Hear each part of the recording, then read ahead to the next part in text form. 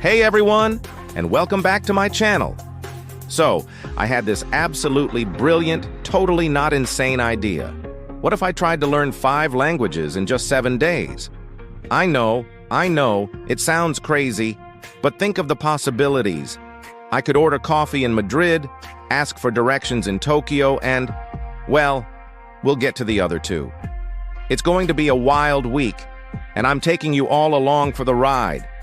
Let's do this. Day 1, and we're kicking things off with Spanish. Hola? I've always wanted to learn Spanish. It just sounds so beautiful and passionate. I've got my flashcards, my apps, my notebook. I'm basically a professional student at this point. My goal for today is simple.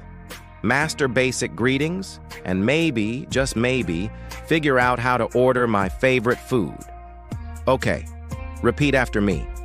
Una cerveza, por favor. Wait, no. Un café con leche, por favor. See? Already making progress. The plan is to immerse myself completely. Spanish music, Spanish movies. My brain is about to become a Spanish sponge. Let's see how much I can soak up in 24 hours. All right, day 1, check in. My brain feels like it's been through a blender, but in a good way. I can now say, hello, my name is, and where is the library? Which is, Hola, me llamo, and ¿Dónde está la biblioteca? Why the library? I have no idea, but it sounds important. The real victory today was successfully ordering a burrito entirely in Spanish. Okay, I mostly pointed, but the cashier understood my desperate por favor and gracias, so I'm counting it as a win. Honestly, the hardest part is the pronunciation. The rolling R is my personal Mount Everest. Pero. It sounds more like I'm gargling. But hey, it's only day 1. On to the next challenge tomorrow. Day 2. We're switching gears and diving into Japanese. Konnichiwa.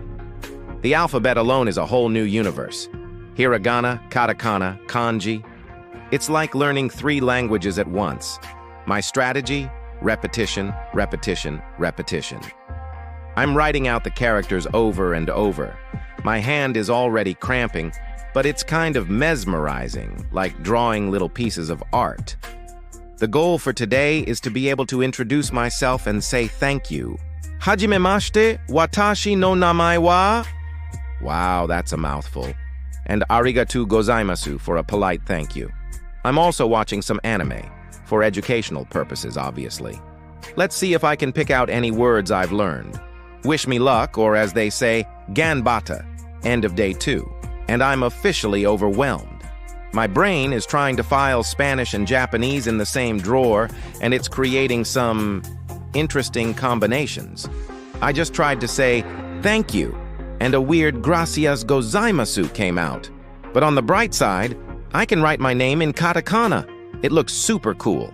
I also managed to understand a solid 5% of the anime episode I watched without subtitles, which was mostly just characters shouting each other's names. Progress is progress, right? Japanese is definitely a marathon, not a sprint. The politeness levels are also fascinating. There are so many ways to say the same thing depending on who you're talking to. For now, I'll stick to the basics. Oyasumi nasai. Good night. It's day 3, and we are moving into a completely different mode of communication, American Sign Language. This is something I've wanted to learn for a long time.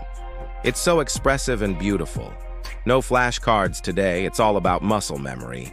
I'm starting with the alphabet, finger spelling my name over and over. A, B, C. It's like my hands are doing a tiny, complicated dance. My goal is to learn the signs for hello, how are you, thank you, and my name is. It feels so different from spoken language. You're not just using your voice, you're using your hands, your face, your whole body. It's a full-body experience. I'm following some amazing creators online and trying to mimic their movements. My fingers feel a bit clumsy, but I'm determined to get the hang of it. Day 3 wrap-up. My hands are officially tired. I have a newfound respect for everyone who communicates using ASL. It's incredibly nuanced. I practiced in the mirror for what felt like hours. I can now introduce myself, ask someone how they're doing, and express gratitude, all without saying a word. The hardest part is remembering that facial expressions are a huge part of the grammar. A simple head tilt or raised eyebrow can completely change the meaning of a sentence. It's fascinating. I feel like I've unlocked a new way of seeing the world and connecting with people. This one feels really special. I'm definitely going to continue practicing this long after the week is over. Okay, it's day 4, and things are about to get weird. Today, I'm learning Klingon. Yes, from Star Trek. Qapla. Why? Because why not? If I'm going to learn languages, I might as well learn one that will prepare me for the final frontier. This is aggressive. Every word sounds like you're clearing your throat or preparing for battle. I found a Klingon dictionary online, and it's intense. Nukneich is how you say hello, but it literally translates to, what do you want? I love it. My goal is to be able to recite a classic Klingon proverb, Heglumech kak jajvam. It means, today is a good day to die. A little dark, but you have to admire the commitment to the brand. My pets are looking at me like I've completely lost my mind. This is going to be fun. Day 4, check-in from the Klingon High Council, or my living room. I've been practicing my guttural sounds all day. My throat is sore. I think I accidentally scared the mail carrier when I shouted Qapla from my window. But I have successfully memorized the proverb. Heglume kaku jajvam. I feel powerful. I feel like a warrior. I also learned how to say where is the bathroom, which is nuk dak oh puchpai. You know, just in case I ever find myself on a Klingon starship in desperate need of facilities. This has been a hilarious and surprisingly difficult challenge. It really shows you how much sound and phonetics shape a language. Now, if you'll excuse me, I must go drink some raktajino, Klingon coffee, majka. Well done. We've reached day 5, and for the grand finale, I'm creating my own language. I call it Glibberish. The rules? There are no rules. It's all about intuitive sounds and silly gestures. The core vocabulary revolves around my most important daily needs: food, naps, and my cat. For example, flurgen means I'm hungry, and you have to rub your stomach while hopping on one foot. Zorp means cat, and you say it with a high-pitched squeak. My goal today is to have a full conversation with myself in Glibberish and document the key phrases. This is either the peak of my creativity or the moment my brain finally short-circuits from this week's experiment. Let's see what happens when we throw grammar out the window and just communicate. Flurgen. I need a snack before I start. Okay, day 5. Or should I say, gloop zorp flurgen snoo. My brain has officially left the building. I spent the day babbling to myself in Glibberish. I wrote a dictionary. It has 12 words.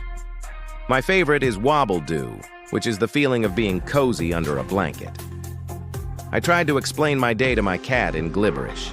He just stared at me, then slowly walked away, which in Glibberish I have decided means, you are a profound disappointment. Honestly, this was the most fun. It's pure, unfiltered communication. No fear of getting it wrong because I'm the one making it up. It's the perfect end to a week of structured, rule-based learning.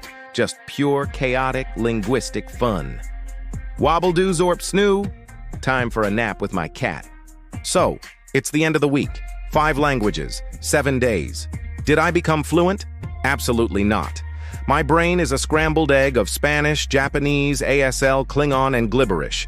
I just tried to ask my roommate in Spanish where the library is, but it came out as a Klingon demand for a cat. I gestured thank you in ASL while trying to order coffee, and the barista looked so confused. It's a complete mess. I tried to say, hello, how are you? And my brain produced this. Hola, nukneich, followed by me finger-spelling cat. It's chaos.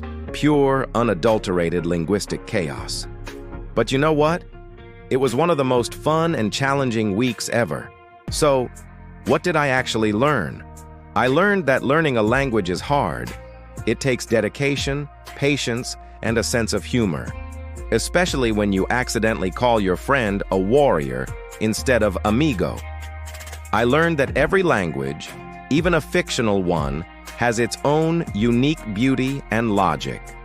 And I learned that my brain has a hard limit, and that limit was probably reached somewhere around day 3. But most importantly, I learned that the goal isn't always perfection. It's about the effort, the connection, and the joy of trying something new, even if you fail spectacularly. Thank you so much for joining me on this crazy linguistic journey. It was a wild ride, and I hope you had as much fun watching as I did. Well, as I did having a complete mental breakdown. If you enjoyed this video, please give it a thumbs up, and don't forget to subscribe so you don't miss my next absolutely bonkers idea. Let me know in the comments which language I should actually try to learn for real, or if you have a word for my Glibberish dictionary. Stay curious, keep learning, and I'll see you in the next one. Bye.